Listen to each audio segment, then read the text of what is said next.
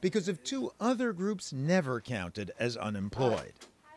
One is those on government disability. 7.5 million Americans, like 57-year-old Bob Zawacki, a Chicago carpenter. I've had arthroscopic surgery in my knee twice, and I've got prominent hearing loss. I've had a progressive problem with my neck, my cervical spine, and I have stenosis or a degenerative disc disease. And when you got to deal with that pain throughout the day, it starts to affect your mind. You're not a happy camper as much as you would normally be, you know? By a year ago, Zawacki's injuries were becoming apparent. So I was lagging behind a little bit, and my boss mentioned it a couple times, nothing serious, but it came to the point where he just came up to me one day and said, "We got to let you go." Then came the Great Recession. He applied for Social Security disability, roughly equal to retirement benefits, though a drastic reduction in take-home pay. If jobs were out there now, would you take one instead of applying for disability, even given your neck and all the rest? Yes, I would go for a job. And it might be even contrary to what my doctors advised me to do, which means, you know, I'd be bringing more harm on myself, but it's more money. Many think the burgeoning government disability program, paid for by Social Security, is a good thing, in part because without it, unemployment would be even higher than it is. I think that's fair to say, absolutely, yes. Tom Nash is Zawacki's lawyer. He says the baby boom has been driving the disability boom and expanding his business. Because disability is driven by age, and the rules are essentially that the older you are and the more that you've had a history of heavy work, the more likely it is that you'll become disabled. 10,000 baby boomers turn age 50 every day. In fact, 2.5 million people have applied for Social Security disability in just the past year.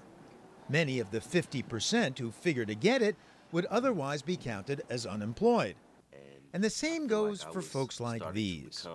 How do I know I can trust you? I say if you give me 10% of your trust, I'll do my earnest to earn the other 90%. At Chicago's Safer Foundation, they help ex-convicts get jobs. Philip Turner, I'm here for the civil receiving position. Conducting mock interviews to prepare for the real thing. You checked on your application, you've been convicted of a crime. Can you elaborate on that for me? Yes, I can, Ms. Bell. I'm glad that you asked. There are 2.25 million Americans locked up at the moment. Their unemployment rate, were they out and looking for work? Safer Foundation President Diane Williams. I would say it would be upwards of 80% that would not be able to find employment. And that estimate may soon show up in the numbers. Illinois, like so many states, has a budget deficit that must be remedied. One of the solutions for this unbalanced budget is to release people with low-level offenses back into the community. That could be anywhere from 7,000 to 10,000 people. At the same time that they're talking about reducing the numbers of people in prison and sending them home, they're also talking about significant cuts in the services that are available to people when they're released from prison. I've been locked up over half my life. Paul Stevenson did time for armed robbery.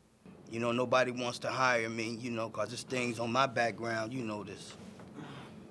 It's terrible, but I'm not that person anymore. Just because we have a background does not necessarily mean that we are monsters. Michael Davis was convicted of sexual assault. Thank you, Ms. Bell. We are trying to make a living, and we're trying to make a change to be better people, and we just need help. But even with help from places like the Safer Foundation, the odds aren't good. 7,000 to 10,000 released prisoners in Illinois would translate into hundreds of thousands nationally, most of them presumably added to the unemployment rolls. And if those on disability were also looking for work, well, the 20% unemployment guess of the network executives starts to sound pretty plausible after all. And see how that works. As for Ebony Allen, well, as it happens, she too is part of the Safer Foundation program, having served 18 months probation for drug dealing. What'd you like?